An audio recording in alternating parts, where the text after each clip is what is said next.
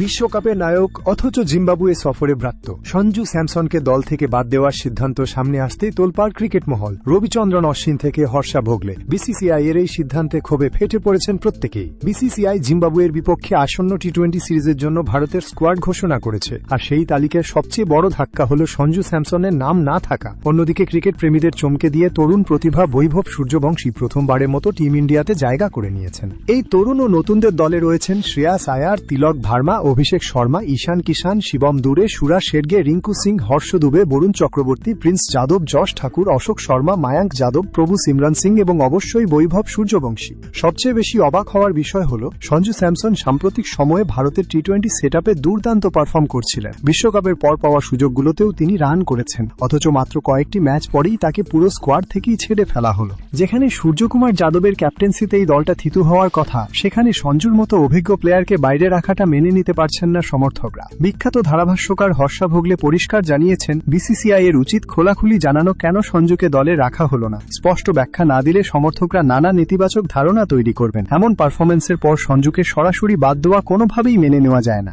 অন্যদিকে স্পিন জাদুকর রবিচন্দ্রন অশ্বিন টিম ম্যানেজমেন্টের মানসিকতা নিয়ে বড় প্রশ্ন তুলেছেন। অশ্বিনের মতে, একজন ফর্মে থাকা ক্রিকেটারকে এত দ্রুত দল থেকে বাদ দিলে বাকি খেলোয়াড়দের মধ্যেও অনিশ্চয়তা তৈরি হবে। সবাই ভাববে, আজ ওর পালা হলে কাল হয়তো আমার। আমি ম্যানেজমেন্টে থাকলে সঞ্জুর সাথে 1-to-1 কথা বলতাম। তাকে অন্তত কিছুটা সময় আর ভরসা দেওয়া উচিত ছিল। হঠাৎ করে দল থেকে বাদ পড়লে যে কোনো ক্রিকেটারের মানসিকতায় তার মারাত্মক প্রভাব পড়ে। এখন প্রশ্ন হলো, সঞ্জু স্যামসন নিজেকে কিভাবে মোটিভেট করবেন? বিসিসিআই কি তার ক্যারিয়ার নিয়ে ছেলে খেলা করছে? বন্ধুরা, আপনাদের কি মনে হয়, সঞ্জু স্যামসনকে বাদ দেওয়া কি সঠিক সিদ্ধান্ত, নাকি তার সাথে অবিচার করা হলো?